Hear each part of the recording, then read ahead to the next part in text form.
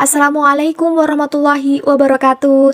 Yang terhormat Ibu Anggita Isti Intensari, SHI MEI, selaku dosen pengampu mata kuliah kontrak drafting 3 Ekonomi Syariah F. Perkenankanlah kami kelompok 2 yang beranggotakan 1 Rena Otavia, 2 Septiana Nur Aini, 3 Syafa Mayanti Putri, dan 4 Nur Laili Fajar Miati untuk memaparkan hasil diskusi kami tentang perjanjian hutang piutang.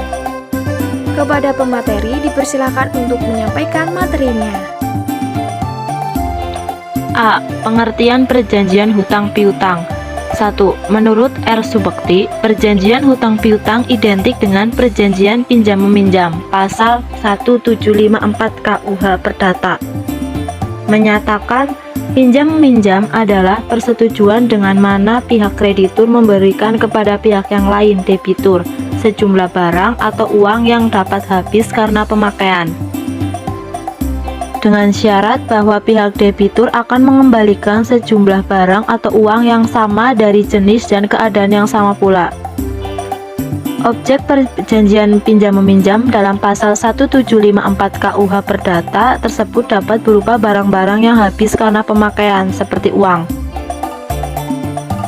Uang yang fungsinya sebagai alat tukar dapat dikategorikan sebagai objek perjanjian pinjam-meminjam karena termasuk barang yang habis karena pemakaian. B. Hak dan kewajiban dalam perjanjian hutang piutang.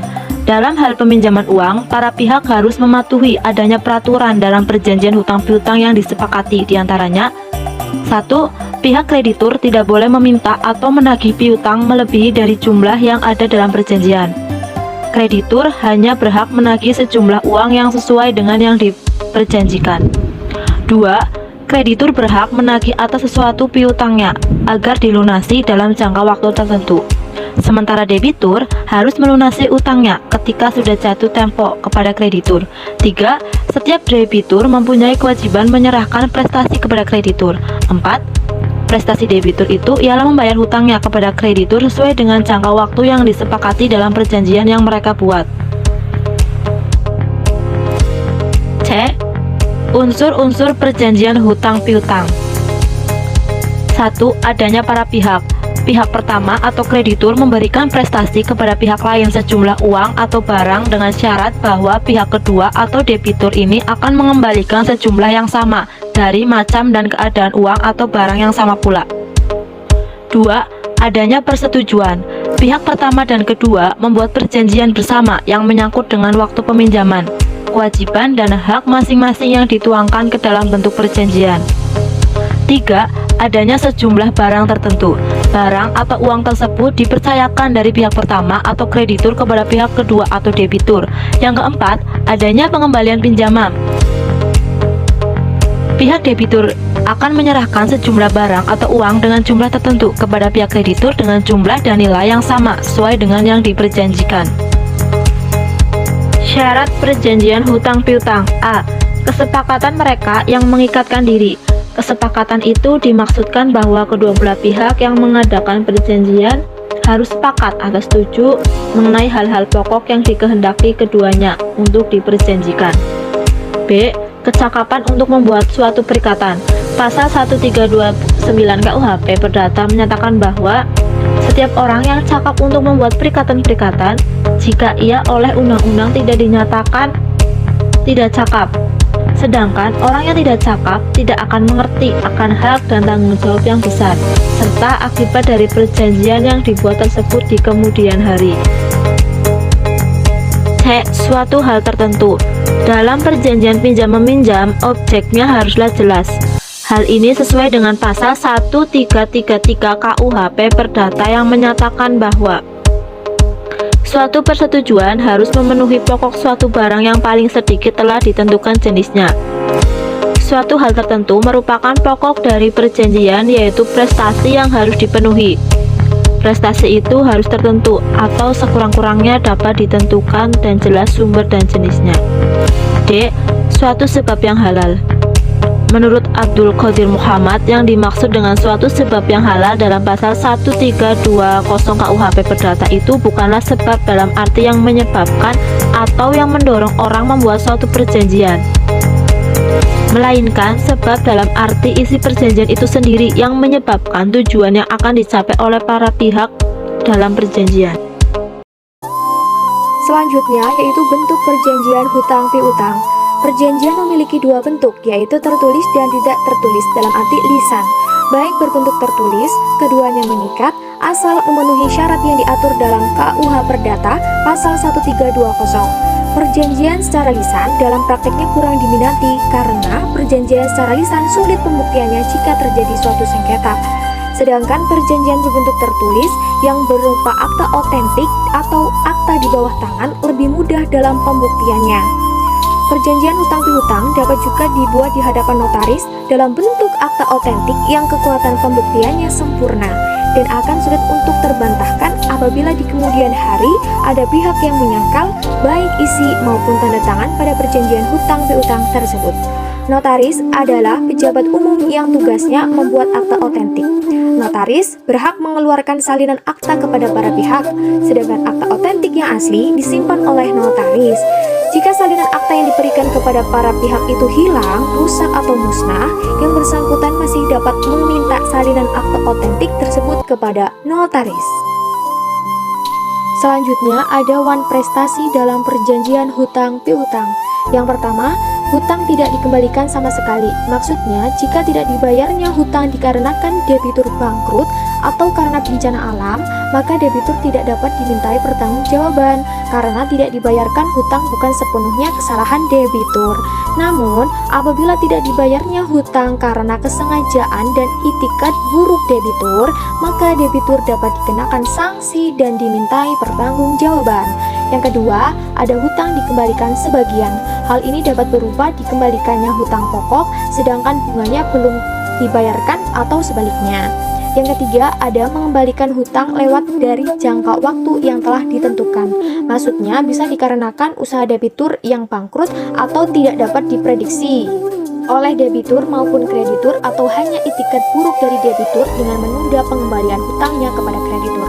Kreditur biasanya mengeluarkan somasi agar debitur segera melunasi hutangnya sebelum jangka waktu yang disepakati habis sampai solusi lain ditemukan. Kemudian, berakhirnya perjanjian hutang piutang disebabkan jika debitur melakukan pembayaran lunas hutangnya. Penawaran pembayaran tunai diikuti oleh penyimpanan atau penitipan.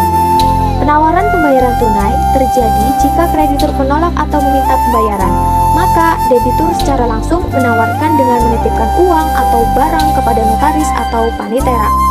Yang ketiga ada pembaruan hutang atau novasi. Menurut pasal 1413 KUH Perdata ada 3 macam pembaruan hutang.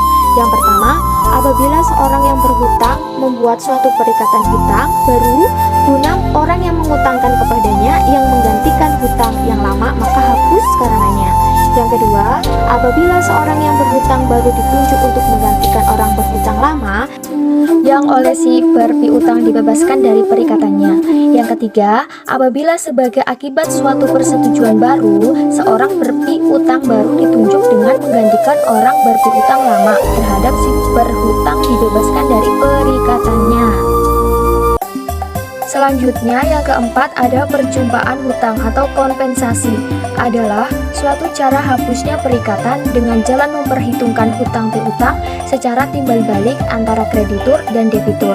Para pihak yaitu kreditur dan debitur saling mempunyai hutang dan piutang satu sama lain. Yang kelima ada percampuran hutang. Adalah salah satu hapusnya perikatan karena kedudukan sebagai kreditur dan debitur yang berkumpul pada satu orang. Percampuran ini terjadi secara otomatis atau demi hukum. Yang keenam, ada pembebasan hutang dengan persetujuan kedua belah pihak. Terjadi apabila kreditur dengan tegas menyatakan bahwa ia tidak menghendaki lagi adanya pemenuhan prestasi oleh debitur. Jika debitur meminta pernyataan dari kreditur, maka berakhirlah perjanjian hutang piutang di antara mereka. Berakhirnya perjanjian hutang piutang.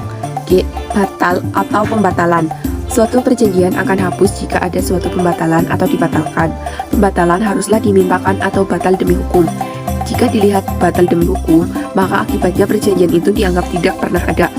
Dalam hal adanya pembatalan perjanjian, maka perjanjian tersebut dianggap pernah ada, akan tetapi karena dilakukannya pembatalan, maka perjanjian itu menjadi hapus dan para pihak kembali kepada keadaan semula sebelum perjanjian dibuat.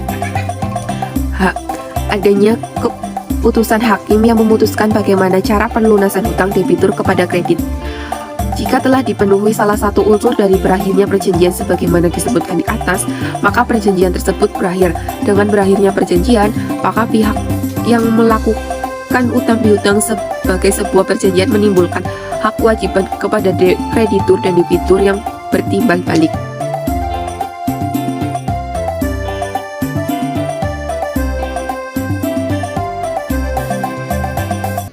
F.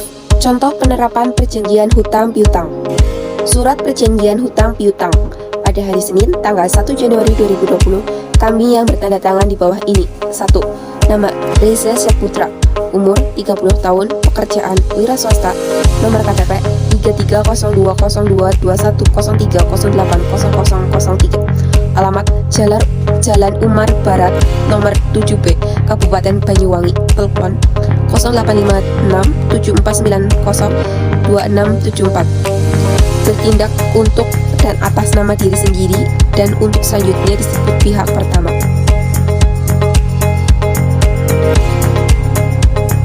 F. Contoh penerapan perjanjian hutang piutang. 2. Nama Zainal Mardani, umur 35 tahun, pekerjaan wira swasta, nomor KTP 3302052103780002, alamat Jalan Musi Barat, nomor 16, Kabupaten Banyuwangi, telepon 0813-8495-2001. Bertindak untuk dan atas nama diri sendiri dan untuk selanjutnya disebut pihak kedua. A. Dengan ini menyatakan bahwa pihak pertama telah dengan sah dan benar mempunyai hutang karena pinjaman kepada pihak kedua sebesar 88 juta rupiah. B. Pihak pertama mengakui telah menerima jumlah uang tersebut secara lengkap dari pihak kedua sebelum penandatanganan surat perjanjian ini, sehingga surat perjanjian ini diakui oleh kedua belah pihak dan berlaku sebagai tanda penerimaan yang sah. F. Contoh penerapan perjanjian hutang piutang. C. Pihak kedua dengan ini menyatakan telah menerima pengakuan berhutang dari pihak pertama tersebut di atas. D. Kedua belah pihak telah bersepakat untuk mengadakan serta mengikat diri terhadap syarat-syarat serta ketetapan-ketetapan dalam perjanjian ini yang diatur dalam 8 pasal sebagai berikut. Pasal 1. Pembayaran. Pihak pertama berjanji akan membayar hutang uang sebesar 88 juta rupiah tersebut selambat-lambatnya tanggal 1 Januari tahun 2030 kepada pihak kedua. Pasal 2. Bunga. 1. Pihak pertama wajib membayar bunga atas uang pinjaman tersebut sebesar 50% atau sejumlah Rp1.100.000 per bulan hingga pelunasan keseluruhan hutang pihak pertama dilakukan. 2. Pembayaran bunga tersebut dilakukan pihak pertama kepada pihak kedua setiap tanggal 1 pada bulan yang sedang berjalan selama berlakunya surat perjanjian ini. 3. Pembayaran oleh pihak pertama kepada pihak kedua dilaksanakan melalui rekening pihak kedua pada Bank Sentral Asia KCU Banyuwangi, alamat Jalan Jenderal Ahmad Yani nomor 16, Penganjuran, Kecamatan Banyuwangi, Kabupaten Banyuwangi, Jawa Timur 68416 dengan nomor rekening 52203043312. Pasal 3. Pelanggaran. Jika pihak pertama lalai atau tidak dapat memenuhi keseluruhan kewajibannya sebagaimana ditetapkan dalam surat perjanjian ini dan atau apabila terjadi pelanggaran oleh pihak pertama atas salah satu atau beberapa kewajibannya sebagaimana yang disebutkan dalam surat perjanjian ini, maka pihak kedua berhak menagih segera secara sekaligus jumlah hutang pinjaman tersebut meskipun jatuh tempo perjanjian ini belum dicapai. Pasal 4. Hal-hal yang tidak diinginkan.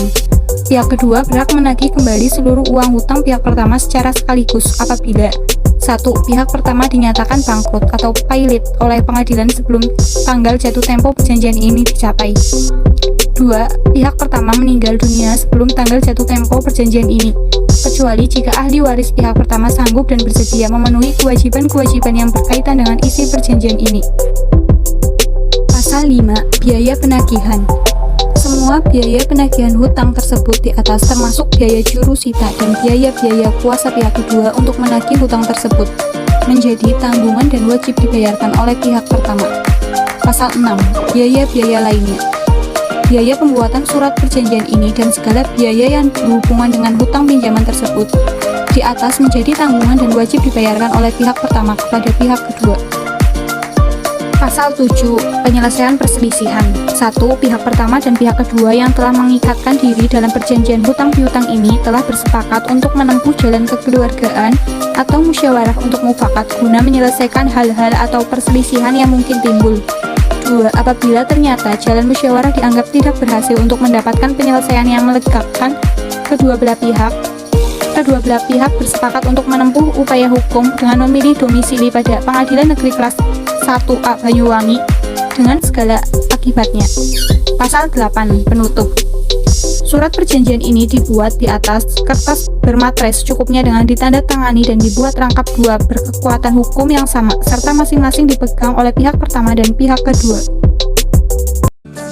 Demikianlah presentasi dari kelompok kami. Kurang lebihnya mohon maaf, tak ada gading yang tak retak karena tak ada manusia yang sempurna, karena kesempurnaan hanyalah milik Allah semata. Wassalamualaikum warahmatullahi wabarakatuh.